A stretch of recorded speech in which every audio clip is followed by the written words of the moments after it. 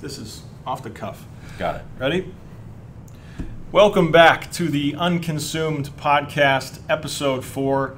I'm Lee Corning. I'm Chris Ryder. Yeah, so last week we had an anomaly in our unconsumedness of our podcast. What's the latest count on viewers? Our podcast was very consumed, at least by our standards. I think I saw 27,000. Yeah, well, that's more than fit the Views. United Center, so That's true. that's pretty cool. That's pretty cool. So thank you for that. Thank you. One other thing I would mention is that you see this on a lot of other YouTube videos or podcasts. If you're interested, you can hit the subscribe button, and that way you'll get updated when we have new stuff. If you don't mind, it doesn't matter if you don't. Yeah, we've been trying to do one a week, so you can count on one podcast a week of new thoughts and great ideas. And then the other housekeeping items are we've been approved for the Google Play Store in the podcast section. We will also be in iTunes and potentially on Spotify here by the end of the week. This is feeling more and more legitimately. Well, I knew how legit you were. I was had some questions about myself. So that's been really fun and cool. Like you said, we're going to try to do one a week. We have a funny new topic that will kind of be an ongoing segment. Yeah. You want to introduce that real quick? Yeah, well, on today's podcast, a couple items we're going to talk about. We're both fascinated with a certain conglomerate company. We talked about corporate consolidation in our first podcast very briefly. So we're going to talk about Disney and all the things that they own. It's just sort of fascinating. Yeah, so when I say our new topic, we're going to talk Disney. Then we're going to talk about... And then we're going to talk Disney lead into one of our favorite topics, sports. Right. Not heavy sports X's and O's, but a little bit more meta sports thoughts that we have. Meta world peace sports. Having played and watched most of our lives. And then, yes, we have a new segment that will be our weekly segment. I like that word for it. Thank you. Called What is Annoying Lee and Chris This Week? Right. So, a few choice topics each week on, minor things that are annoying us. A playoff Peter Griffin's What's Grinding My Gears. What's grinding my gears, yes. This is what's grinding our gears. Yes. So, yeah, that's what we'll talk about this week. Perfect. So, we're talking about Disney, and I've had not a lot, but some interface with Disney over the years. But then when I start to look at them from a consumable brand, they are one of the farthest reaching companies in the whole world. And like you said, there was one other one that's bigger than them, and that's... Disney is the second largest media conglomerate in the world behind Comcast. Right. Okay, right. So what strikes me about that is because you look at Disney and you think Mickey Mouse, that is the entry to the market, and that happened in what, 1923? 1923 was when Roy and Walt started their company. It was I think Disney Brothers Animation or Cartoon Studio, something like that. But they were just animators. They just drew mice and animals and things like that. What is notable about that is that I think a lot of times people like to look at the origins of companies and say, oh, it's just this super simple thing. But they were on the very edge of being able to project images on screens. Absolutely. In fact, we hadn't talked about this, but the first, I believe the first thing that Walt Disney did that was of some stature was Alice's Wonderland. And it was actually animated with live action. So you think about Roger Rabbit when that came out, and like we all acted like that was the biggest deal because it was a movie that had actors engaging with animated actors. Right. Walt Disney did that in the 20s. Is it? I think it's Alice's Comedies. Is it Alice in Wonderland? Alice's Wonderland. Alice's Wonderland. Alice's so we're not talking Wonderland. Mad Hatter. Before that. Okay. Right. Okay. But That's it was really the same interesting. premise. But yeah, he had a live girl that interacted with cartoon, characters, and that was before they even had this animation studio. It's pretty incredible. That is and incredible. then, in 1937 was Snow White and Seven Dwarfs, which was his first full-length film, and it was the highest-grossing movie in history at the time through 1939, prior to Gone with the Wind and Wizard of Oz in '39. Okay, that's wild. So the the like coming of age of Disney is an interesting one because it seems to follow that straight track. Yeah. But then where did Disney start getting their hands in absolutely everything? Well, it lasts probably 30 years or so. Okay. Now, I'll say I'm a big Disney World fan. My wife and son and I went to Disney World for the third or fourth time this year. It's expensive, absolutely, but it is completely immersive, and it's clean. And everyone that works there, the cast members, as they call them, they're not employees, they're cast members. Did you know that? No. Yes. They are on point at all times. The very first time we went, we walk in, my son's like 4, and this woman in a costume bends down like, well, handsome prince, is this your first time here? I mean, they're just on it. They're in it, yeah. And so I love the experience. But yeah, maybe I'll kind of walk through some of the companies, some of the entities that Disney holds. First, I want to give my take on Disney. Please, because we have a different take. Right, so my take on Disney is the same one that you feel about the sun, right? It's like, so if you remember back to the first podcast we were talking, Chris thinks the sun is overrated. The idea that everyone has to love the sun and want to go be in it and get hot and sweaty and then sunburned, skin cancer. Right, so like my perception of Disney is that I think, we'll talk about this in a minute more, is that Disney has its hand in every walk of life, from the time you're not even born to the time you die.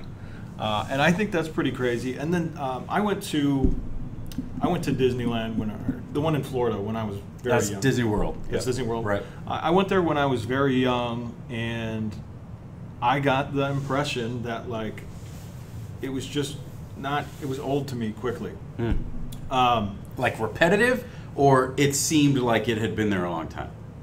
No, it got old to me. Like I was at the place, and you can go on the teacup rides because you're under so many feet tall, and I just didn't enjoy it. And I could tell my dad was like, "This is costing me an arm and a leg," and I was always like kind of sensitive to that for whatever reason. I don't know, but I was just like I understand that people love it. Like people go every year. They go to specific parks, specific resorts, and I get all the things about it. It just doesn't like the end consumer experience from the parks side. Right. It doesn't float my boat. I can see that. I get it. Which is fine. You got to try Epcot. I'm still gonna go. Like, check out my kid's gonna grow up and not want to go. Of course he's gonna go. And your reprieve will be Epcot, where there's the countries of the world around this world showcase, and you can get a beer in Mexico and a beer in China and a beer in Japan. You can drink your way around the world with your kid, and it's totally acceptable. Okay. And then get on the bus back to your hotel. Interesting. Right. So where I think this started to shift from being an animation company was when they opened the parks. Okay. So in the 50s, I think 54, was when Walt Disney started to integrate Disneyland, which was the first in California. And then Disney World followed, and they bought this huge amount of land in Disney World, which is why it's so much more kind of immersive, because there was nothing there. There was nothing there. Right. And they bought just tracts and tracts and tracts of land. I remember hearing about that. Interestingly, under these small subsidiary companies, these shell companies that he created, and bought them all up individually so that it didn't look like, hey, what's Walt Disney doing in Florida? So it was all kind of under the radar. It's really kind of a fascinating story. But yeah, so then you get the parks, and then you get television, and then you get all the other media assets that they own. So let me run through kind of the structure here. Okay, let's have it. So you've got this Disney Studios, okay? Okay, that's the original. That's the original. Okay. And that, well, not necessarily. That's the now kind of maybe most famous. They put out the movies. That's what has been the beginning thing, what that's called now. That's right. Okay, gotcha. Which kind of includes three things. Animation, which is the typical Disney movies you're used to. Lucasfilm, which is Star Wars. Star Wars, right? And then Marvel Studios. So we've had some topics on that too. You think about all the movies that come out that do just $1 billion, Moana recently, all the Avengers movies, all the Star Wars movies, they own all of that. It's kind of crazy to me. Right. Anyway, from a media output perspective, they're huge. So they're huge. We've had 3 podcasts previous to this, and we've talked about something that fits in that list. Yeah, every time. You're right. I didn't even think of that till now. Then you've got their retail stores. So there's Disney stores all over the place. You've got the parks, which include Disney World, Disneyland. There's one in Paris. There's one in Hong Kong. There's one in Shanghai. Really? Then they've got their vacation club, which is like timeshares. Then they've got the boats with the cruises. Yeah, I didn't think of that either. Yeah, and they own those boats. They own the boats outright. That's right. They originally started, we've been on a Disney cruise before. They originally started where, I think it was Carnival, it was another cruise line, that they were basically leasing space on the boats. But it was a Carnival cruise with a guy in a Mickey Mouse head. And they're like, no, this isn't going to work. We'll just buy the boats. Sort of like Amazon buying planes. Like, yeah, we'll just buy our own fleet of planes. Yeah, so, I mean, if you're thinking about that, it's like if you're breaking into a new space altogether, you kind of, it seems like they've done this, and this seems to be the model they follow, is they dip their toe in the water by leasing it or just getting into a space a tiny bit, but then once they see there's profitability there, they eat the whole thing up. Yeah, you're right. They do. And then the other motion picture studios, Touchstone Pictures, if you've seen that Touchstone logo, that's Disney. It's like the light that expands. Buena Vista Theaters, and then they own a bunch of actual movie theaters. Music group, they have Disney Music Group, which puts out all these Disney records, Hannah Montana, and all that stuff. Right. Obviously, the TV channels, all the Disney channels that are out there. They have, I mentioned the Disney stores, games and apps. They own the Muppets. They own, Disney.com, Disney Family, all the publishing with books. We mentioned the parks. The resorts is crazy too. The resorts are crazy, right, at each of those parks. Hang on, what I started to think about was TV. So when you turn on TV, like outside of Disney, I didn't think of TV as being very Disney, but it is. ABC is owned by Disney. Really? ESPN is owned by Disney. I knew History that. Channel is owned by Disney. Did not know that. Yep. Lifetime Network is owned by Disney. Military History. A&E is owned by Disney. All the ABC channels, ABC Family, etc. And then a bunch of actual television stations that they own. All the ESPNs. And when you think about ESPN, right, now we're talking about sports in general, not just the idea of sports, but ESPN has the Longhorn Network, Big Ten Network, Big 12 Network, Pac-12. Every huge market they can grab. The college football playoff. Right. So Disney owns college football, effectively. So there's all those. So and then Marvel is just completely taken over, movies. Right. Every movie is now, it seems like a sequel to a Marvel movie. But they also have the comics that go along with that, all the action figures that go along with that. It's not just the movie itself. And this one I thought was kind of interesting because in addition to the distribution and the production of all these items, they also have the catalog of all these items. Okay. So when they get sold on iTunes or when you buy a DVD, and they don't own DreamWorks. DreamWorks is started by Spielberg and a couple of other directors. Okay. But in some deal a few years ago, DreamWorks had to give all of their catalog of movies over to Disney. So Disney actually owns the catalog for all the DreamWorks movies. Really? Yeah. Okay, so for that to happen and for DreamWorks to still be a viable organization, that means that they had to have some deal with a theater or something where they were working on a loan. That's right. Yeah. Disney actually did the distribution for DreamWorks for a few years. Okay. And so there was outstanding debts from that distribution. And they just got everything. And then they're just like, well, we'll just take all of that. And they're like, okay, I guess you got us. Even Steven Spielberg. Anyway, I would say, and then, all this kind of crazy stuff has come up with Harvey Weinstein recently. Miramax was owned by Disney. And Miramax was the movie studio that the Weinstein brothers started effectively. And then that spun off years ago into the Weinstein production company. So I think they avoided some of the timing on that pretty well. So anyway, there is just a tremendous list of subsidiaries of each one of those. Those are kind of the highlights.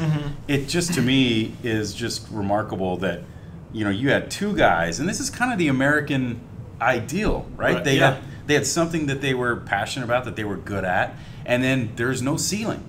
Like, oh yeah, we'll make a great cartoon, but you know, let's make a full-length movie. Now let's, you know, make a theme park. Let's see if we can buy the theater. Let's see if we can. Let's buy the theater. Let's buy. That's really cool. You know, the technology to make it with Pixar. You know, which they own Pixar, obviously. And anyway, there was one interesting anecdote I heard, and maybe you can fill me in on this. Is Steve Jobs was somehow. Okay, so here's the premise. Steve Jobs was being kicked out of Apple. Right. And he spent like a year kind of just doing whatever, and then he started Next Computing. Which is hardware. Just hardware. Yep. And then at some juncture there, he sold I think his first customer was DreamWorks, which had some affiliation with Disney, and then somehow Steve Jobs came into like gobs of Disney stock. Well, yeah, so gobs in terms of stock is a good thing. Steve Jobs joined Pixar, which really was making hardware. I mean, they started making animated movies just to showcase the power of their hardware. That's why they did that. But John Lasseter, who's the creative director behind Pixar, had a real knack for telling a story and conveying emotion through these animated characters. And so it was never meant to be a movie studio or a cartoon studio. They were trying to sell the power of what their hardware could do to movie studios. But they had such acclaim behind what they built that they started making movies. And then Disney buys Pixar, for which Steve Jobs was, I believe, CEO, I guess. And then when they acquired Pixar, Steve Jobs was actually the largest shareholder in Disney at the time. Okay, so that's how that worked. Right. When they got acquired, and he had 12% of the company. 12. I think at the time of his death. I mean, we talked about how big that is. So. Oh, so at the time of his death, do we ever know if he divested any, or is that non-public? Or? I don't know that. Interesting. I don't know. Good question. But you know, his family got to continue to reap that. I think you could make the distinction that Steve Jobs was not poor. He was not poor. Not poor. Right. Did you ever read the book? I did. Yeah, it's pretty fascinating. Yeah, Steve Jobs is one of those characters that's like deified as like the greatest guy ever. And if you read the story, I think the heroes are. I think the hero is Wozniak. Yeah. And then I think he is really good at taking a brilliant person and manipulating that thing into things that morph into other great things. So I think Jobs gets all the adulation he probably deserves, but I think Wozniak should be on par with him. I mean, I never. I hear people that say, "Oh, I met Lance Armstrong, and he was a real jerk." Look, that guy and Michael Jordan, they're like, "Oh, Michael Jordan wouldn't sign autographs. He's a real jerk." Like those guys, Steve Jobs, that are at the pinnacle of their profession, they didn't get there by being real affable and aw shucks. They have an ultimate, supreme amount of confidence and ego that goes along with that to sustain that drive. And so I'm not saying I give him a pass. I wouldn't have. It doesn't sound like a guy I would want to have a beer with. But you don't really get there by being that type of guy, probably. Yeah. So one of the things, like when I was like kind of reading up on the last topic, which was like the honorable man stuff. One of the personality traits that drives an alpha character, or like the high scoring extrovert, is the ability to be non-agreeable. Yes. So if you ever are interested in like looking at alpha beta structures, the agreeable component is a big one. So, and Jobs didn't seem to have any of that, which would compel him to be a pretty alpha character. Yeah, and maybe, I mean, successful doesn't necessarily mean honorable. Oh yeah, for sure. Right. Yeah, in spades probably. So we talked a little bit about anything else on Disney as a company, or so. When I see these lists, and there's a couple names on there that I had no idea were on there, like Lifetime, you could ask me 100 times, I'd have never. Did we mention Hulu? I don't even think we mentioned Hulu. No, and I was a beta tester for Hulu in like '09, yeah, when they weren't even public yet. But that's an interesting one. What sticks out to me about Disney is, so I've mentioned a couple times that we have a 1-year-old and we also have twins, and so. Before my son was born, we started getting presents, and they had Disney logos on them, and they had. Why do you have so many kids under the age of 2? Because I have a 1-year-old, and then we had twins, which is like kind of a compact. Yeah, it's the most. I think it's the most humans you can have. It's a lot of. Although humans. I did have a buddy who had 4 at once. That's not good. Yeah, God bless Chris. Yeah, his name's Chris too. But. We're starting to get these Disney logos in our house with Disney characters before the kid is even born.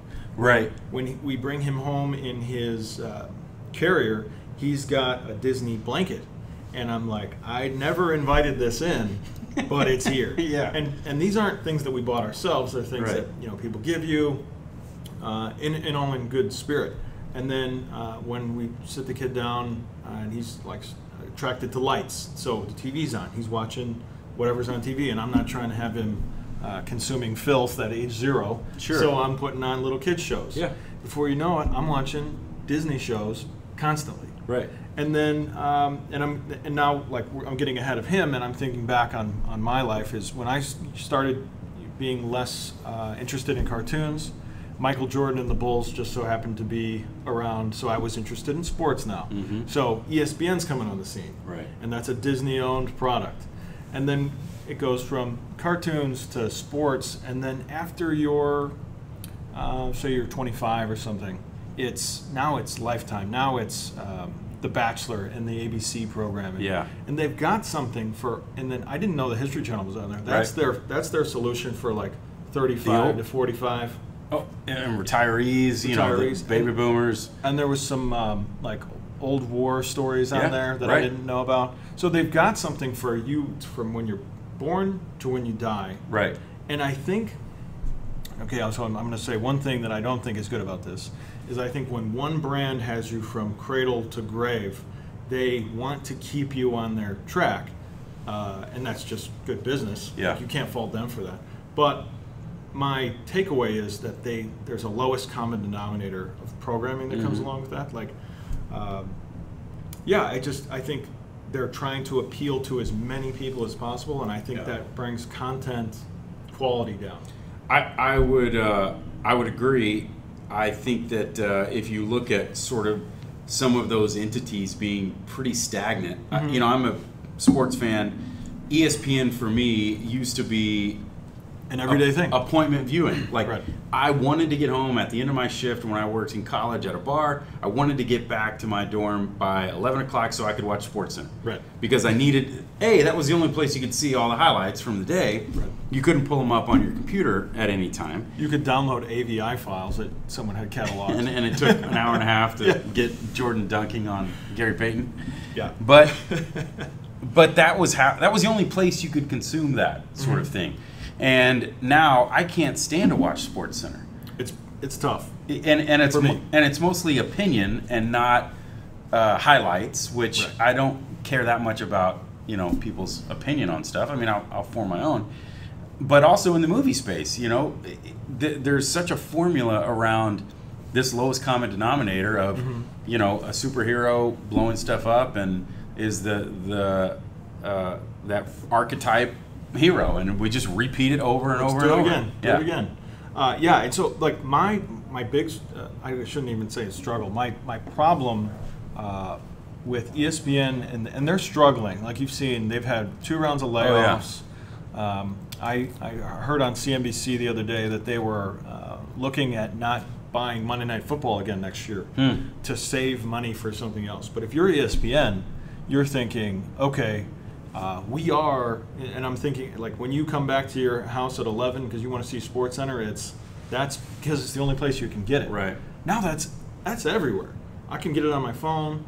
they need to buy Fox. That's something that's on the table right now. Disney's looking at buying Fox, right? Right. So they got to do something to like consolidate that channel, and not the ESPN channel. I'm talking about the distribution channel.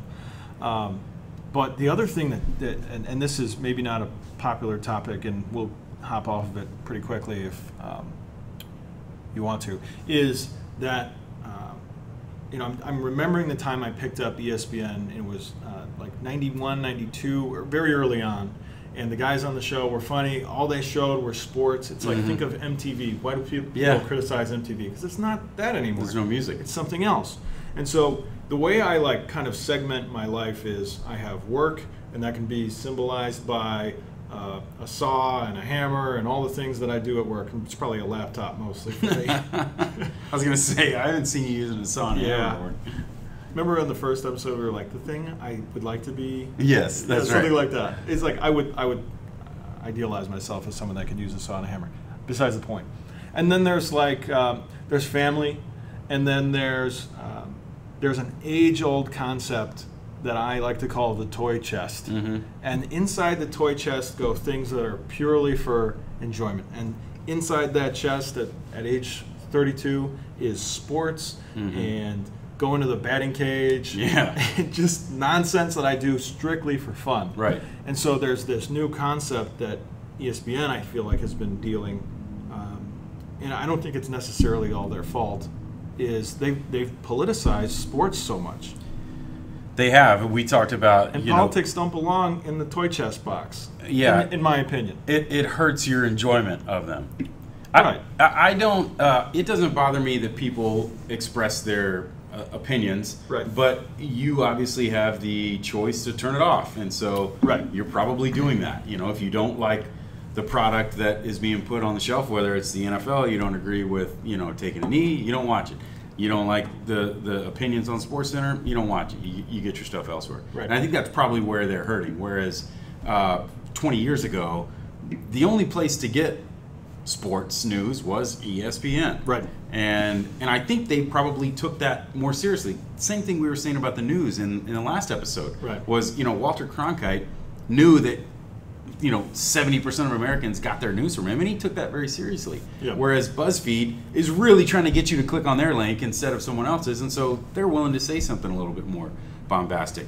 Yeah, and ESPN has found themselves in that struggle. That's in right. That fight. Yeah. Which is a tough fight to win.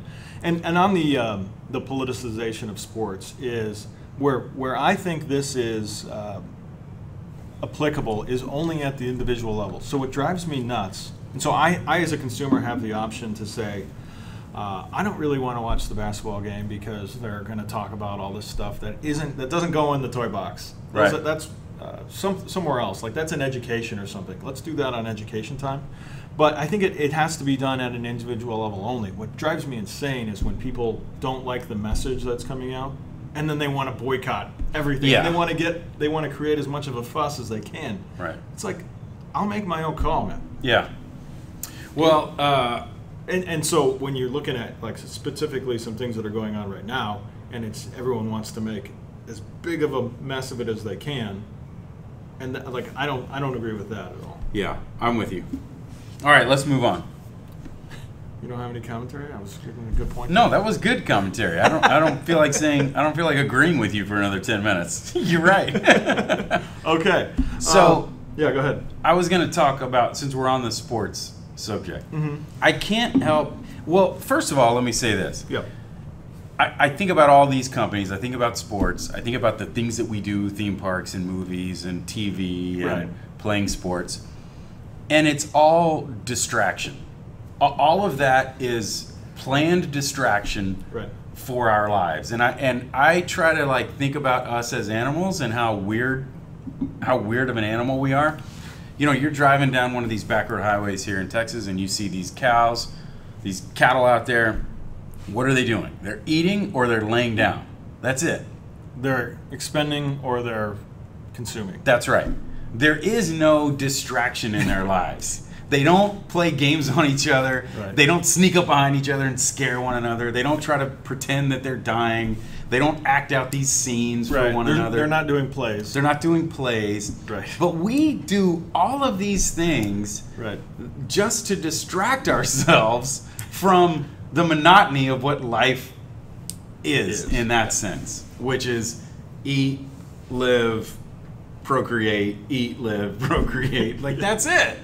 Yeah. So isn't that kind of weird? I'll comment to say I don't think humans are animals, but I do see the comedy in us getting as far away from, the further we get away from survival, the more stupid things we do. Yes. And so, like, I'm thinking, we were talking about hobbies, and so, like, one of the things you do after you have done the thing that sustains your household is you pick up a hobby, and it's fantastic. And it's to distract you from something. It's to refuel you, or to rewire, or get whatever kind of thing you need that you're not getting from your work. Is that outside of what you're saying? No, I think that's. I think it's more to occupy our mind so that the 90 years go by at a more enjoyable pace. Yeah, there is something to be said about just finding a nice, even keel, enjoyable ride. Yeah. But here's my thing with sports on this topic, because sports is a distraction of sorts. We go watch it, we forget about this and that, which is okay. I understand why I watch sports and why I like sports. But if I take a 10,000-foot view, and let's say I'm an alien that comes to this planet, and I'm just watching what's going on, and we spend millions of dollars to construct this thing where a bunch of us just sit and just look at the middle of it. And there's these other beings that are wearing tight clothing that all matches, grown-ups, and they're just banging around, and and all these other people. Loving it. It's really strange. It is strange that you've got all this infrastructure built to watch other. Now, I do think we're animals. We disagree there. To watch our other brethren animals playing around. These are grown men wearing tight pants, stretchy pants. If you saw one of those guys walking down the street wearing that, you'd be like, "What is going on with this guy? Look at what he's wearing." But in a stadium, you've got 100 of them, and we just like go bananas. They're our heroes. It is the wildest thing. And so I mentioned this last week when we were talking about hero archetypes, is like, everyone show up at this place, pay your admission fee, and we're really just, we're doing one step removed from like a Roman Coliseum type deal. And then we want to have a conversation about player safety 2 minutes later. But that's besides the point. Is we want to have simulated fights. And like the closest thing we have left to that is boxing and UFC. And those are called too barbaric. They don't talk about player safety in UFC too much. No. It is interesting, though, that this isn't new. I mean, no, it's to not your point, new at all. As long as we've been around, we've been doing this. In the Mayan civilizations, they have those, a ring in concrete that's up, above, and it's sort of like a soccer type basketball sort of game that they played, thousands of years ago. Playing games in America. Yeah. Well, yeah. So, Dr. Naismith, they're making claims on your game of basketball, just so you know. Dr. Naismith also invented the football helmet. Really? Yes. I had no idea. Yes. And he's one of the founders of the YMCA. Oh, interesting. Yeah, well, because basketball is a great game to be played at the YMCA. That's right. That's where that comes from. Interesting. Dr. James Naismith. Well, there's your educational point for today. There's your educational point. You want to flip gears into non-educational points? I would love to. Okay. You want to introduce our new segment? Yes, this is our new segment, and this is probably my favorite thing that we'll ever do, because I love complaining about menial stuff. So do I. And no one wants to hear it, but everyone probably has their own little thing that... But here we are. On camera, in a microphone. So this is What's Annoying Lee and Chris this week. Yes. Okay, I'll start, since this was my idea. Go ahead. I don't think I should have to log into anything in my home. Okay. my Roku restarts or my DirecTV Now restarts, or I get back on my Wi-Fi. Yep. Why do I have to log into my? If someone breaks into my home and starts watching my TV, more power to them. I'm totally okay with that. Okay. I know we know how to geofence and tell what's in the house. Now, if I lose my phone at Walmart, yeah, lock it. I need to log into that. But I'm sitting in my house. I do not need to log into my TV to watch it just because it got restarted. I'm so tired of logging in. Nothing drives me more insane than logging in hundreds of times a year. Yes. To everything. And so actually, a buddy and I, Dr. Anthony, if you're out there, bud, tried to create a USB device that you could put in the back of your computer, and it would just have it's just like before LastPass. And it would just, all it would have is your stored passwords, and it would know where they went. But the problem was we couldn't find the hooks in Windows that would allow it to pull from the device. So it ended up being really nothing. Or like you would have had to have installed a program on the computer that would interface with the USB, and we were like, yeah, people aren't going to do that. that. Time. But this is all to say, we did the research on this, and when I worked at a large software manufacturer in Chicago, I had a password that was 17 characters long. And there was numbers and symbols and capitals, the whole deal.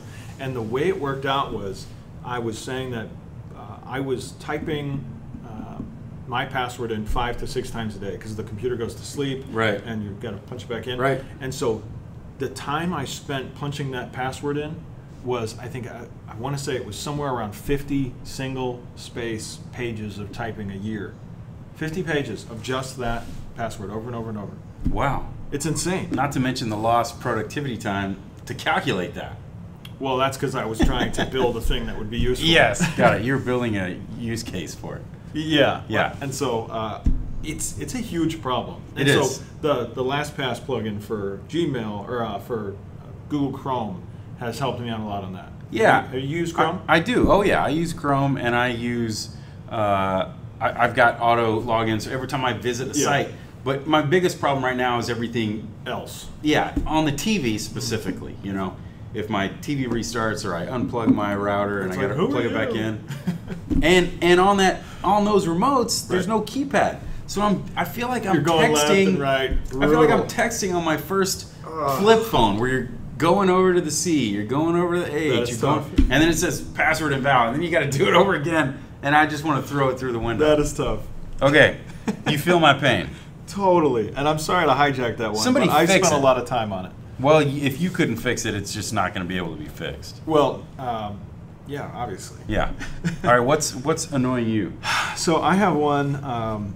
The thing that's annoying me is that everything has gotten so much smaller. And so let me explain myself. So when you talk about, there's been all these campaigns of like America's obese and we need to. McDonald's can't give you that many fries because you're too dumb not to eat them all. Like, you can't have that big of a soda because you'll just. I know you can't help yourself. You're just going to drink it all. You're going to drink it all, fatty. Yeah. So everything has gotten smaller, which drives me nuts because I want how much you're willing to give me. That's like what a market does. It's like I bid this. Yeah. I demand your commodity times production times 4 ticks at a retail price, or 4 times at a retail outlet, right? So you sell me a soda, which is one that has a lot more than 4 times value on it. I want as much soda as you'll give me. If you'll let me come back and get refills, yeah, let's do it. Even if I don't want to use them, I want the option. So you don't think there is some responsibility to understand human behavior and not give you more than you should have? Yeah, because if I'm standing at the counter and I want the big gulp, I'll order the big gulp. If I'm standing at the counter and I care about how many calories I'm taking in, I'll take the number 2 and I'll get it in the small size. And they'll give you a small cup. Right. But no, you have to get all fired up on me and make sure that I can never have the big cup.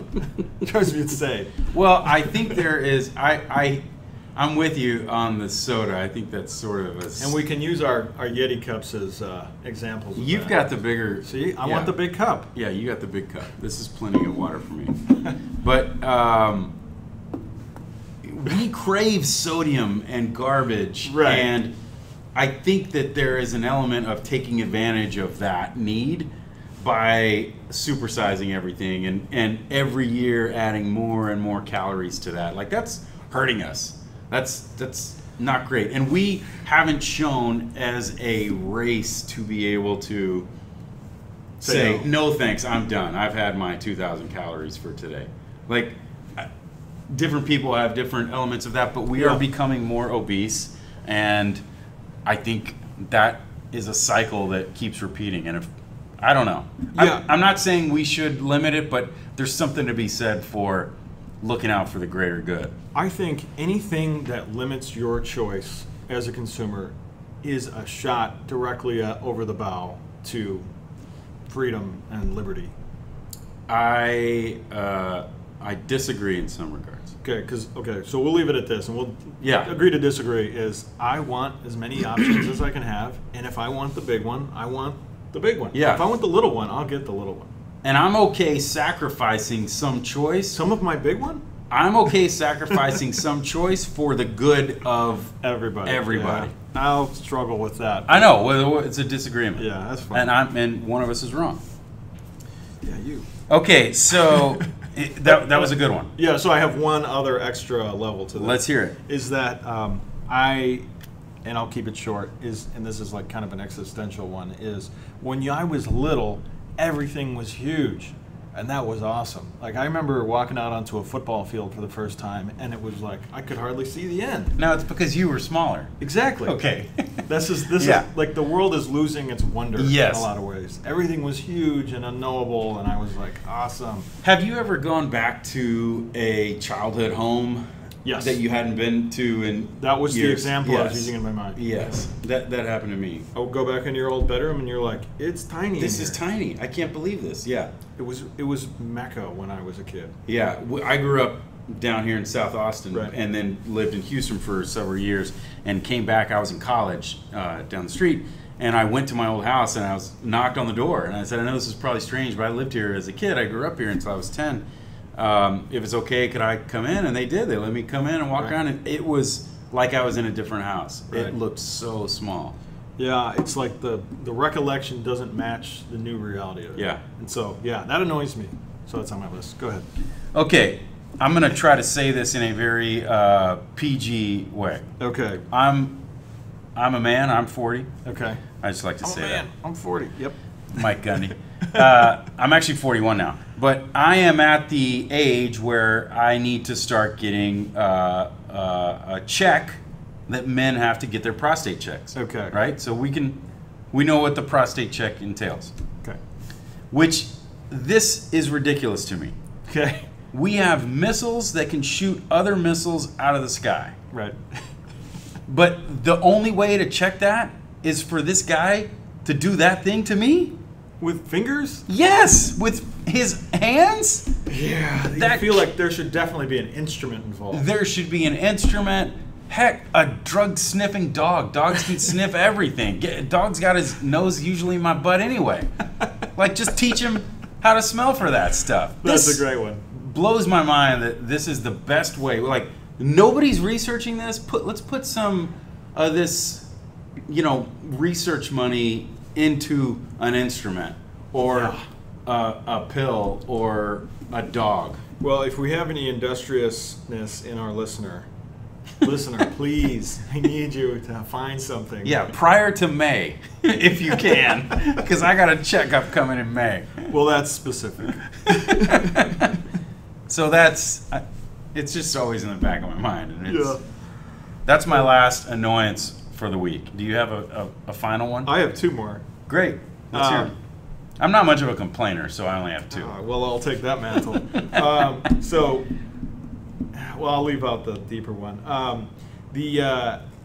I was driving in today thinking about this specifically, is I am really annoyed by names that I can't spell, or like, you know, so like someone I'll pick up the phone and they'll say, hey, this is Jim, and I'm like, oh, hey, Jim, and I'm there at some point in the exchange they'll tell me their email address, and then I'm like, oh, JIM, and then they're like, no, there's a Y and an E and an X on there. It's all silent.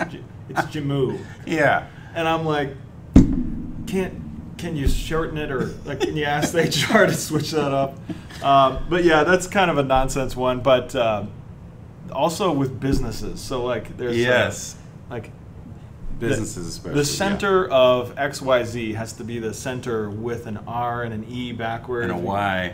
Yeah, and it's like, how am I going to know how to search that on Google or something? Yeah, I started at a company a few years ago, and our CEO was nice enough to come in and talk to the new hire class.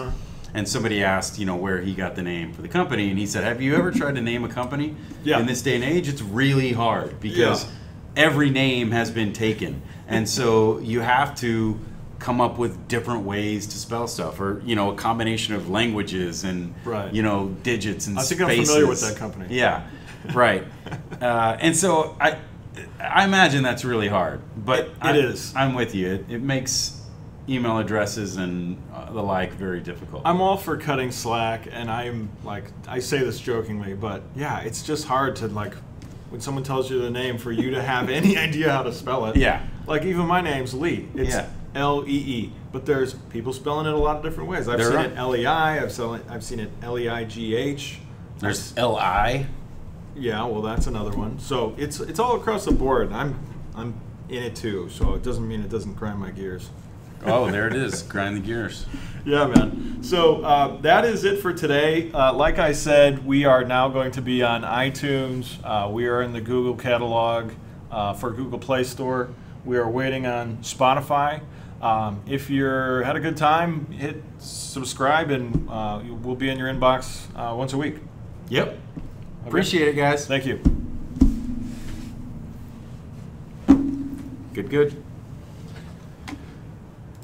What do you think?